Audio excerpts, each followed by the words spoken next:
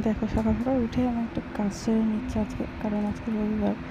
আজকে আঁকাতে আসবে, বাড়িতে আঁকাতে আসবে। আর এদিকে আমি বাসন মাজছি, আমার বর আবার ভিডিও করে দিচ্ছে আমার, যেহেতু রবিবার ও বাড়ি থাকে সেই কারণে ও ভিডিওটা বানিয়ে দিচ্ছে।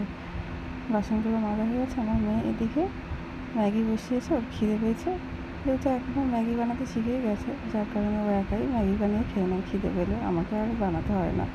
এটা খুব ভালো একদিকে, বানাতে যখন শিখে গেছে, বড় হয়ে যাচ্ছে, বানিয়ে তো খেতে হবে, তাই না?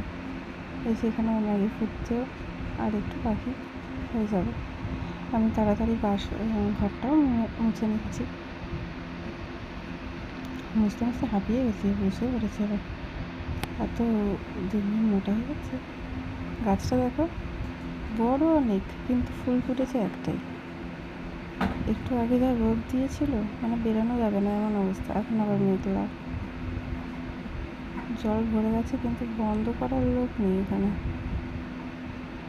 আর এদিকে আমি টাইম কলে জল ভরতে ভরতে জল চলে গেছে, চাপা কলে ভরলাম। ফের কাকিমার সঙ্গে দেখা হচ্ছে, একটু কথা বলছিলাম, দাঁড়িয়েছিলাম, কথা বলছিলাম অনেকক্ষণ থেকে।